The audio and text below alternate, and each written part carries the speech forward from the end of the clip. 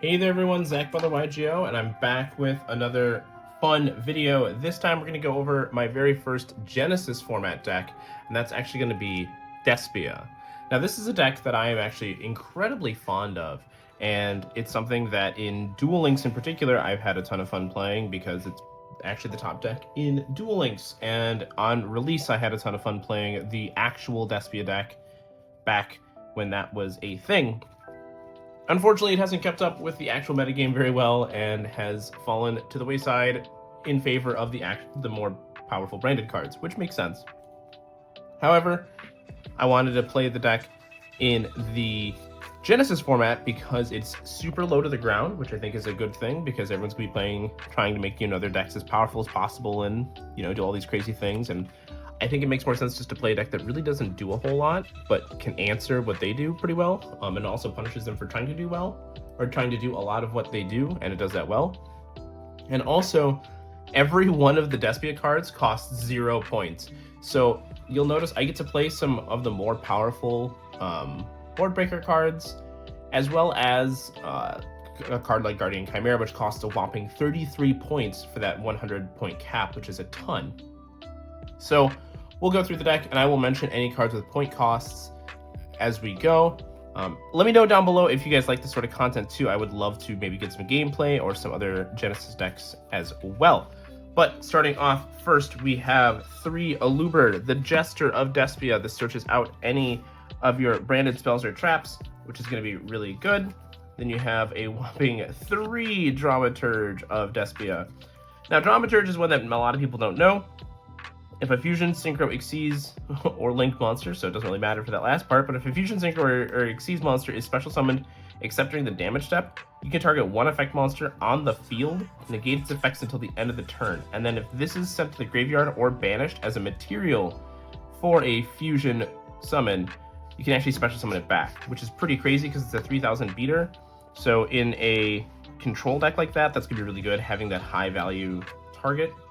Then there's 3 Despian Tragedy. This obviously is really good at searching out all of your Despia monsters, as well as recycling your branded spells and traps. 2 Ad Libitum of Despia. Ad Lib is a little bit of a weaker card, but I do like having a couple copies in the deck. During your main phase, you can make all monsters currently in the field gain attack equal to their level times 100 to the end of the turn. And then if it's banished,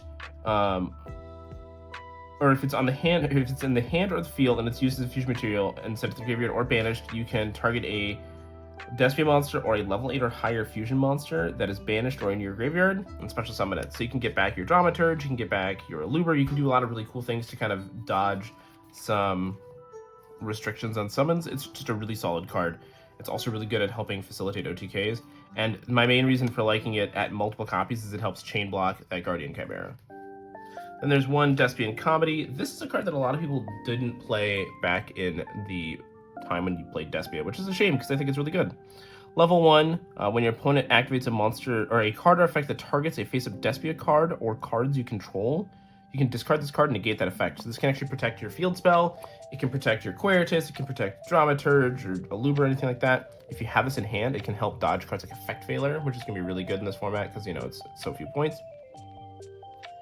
Then if it's in the graveyard, as a quick effect, you contribute a fusion monster and special summon this back to the field, which is pretty cool. It helps you, again, dodge those kind of key cards, as well as, funnily enough, against a deck like Shadal, for example, you can just dodge the downside of having an extra deck monster in the field. The last engine monster I play is 2 Blazing Cartesia, the Virtuous. This is just so I have an additional push. Now, these each cost 6 points, so that's 12 points of my budget right there. But I felt like this was worth having because, it is an easy to recycle card. It's going to be a light, which is really key for this deck because it does work off of lights and darks. And it, again, is that extra fusion push, which is really good. And it gives you 5 solid normal summons, as well as the fact that you use cards like Branded Opening, so you don't really always need your normal summon to be used on a Aluber. So I figured having that extra one would be really good. For hand traps, I play 3 DD Crow, and this is just because I wasn't totally sure kind of how the format's going to look. It's super duper open, and I figured maybe having DD Crows would be really good. Plus it is a dark, and it costs 0 points. And then the best part of this deck, I think, is that you get to play cards like Herald of Orange Light, which is a 0 point monster effect negation because you have to discard itself and another fairy, which every single Despia monster is. So you can also help load up your graveyard for cards like Branded in red. You can help get past key negation cards, as well as it's just a good throwaway target because it is a light. So that's going to be really good for your extra deck stuff.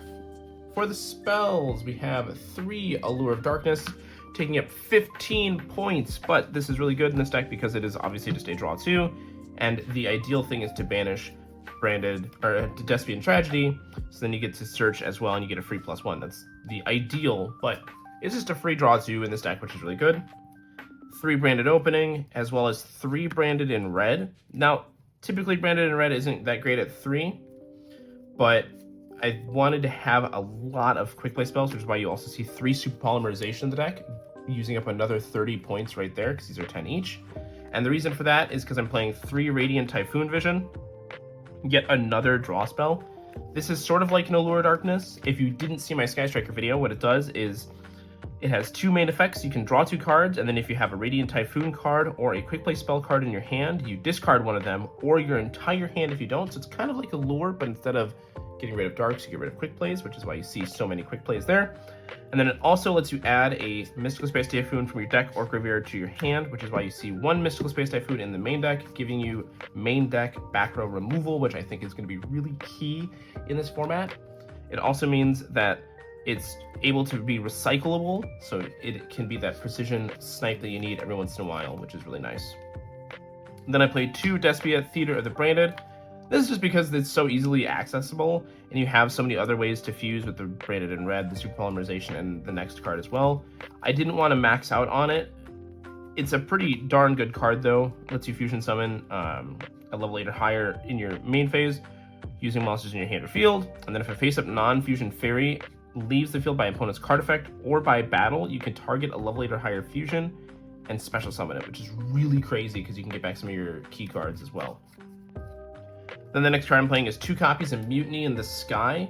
Now this is actually a card from Duelist Advance. I didn't even know it existed until the other day, which is pretty cool. Lets you fusion summon a fiend or fairy monster from your extra deck by shuffling fiend and fusion fairy monsters from your graveyard into the deck as material. So it lets you recycle your cards, which is going to be really good. And then if it's in the graveyard, you can send a fiend or fairy from your hand or face-up field to the graveyard and add this card to your hand. So it's a recyclable fusion spell, which is really good. I played 2 just because I wanted to see a good chunk of fusion cards. This might actually just go down to 1, put me at a clean 40. Not totally sure yet. And then the last card was 1 Branded Banishment.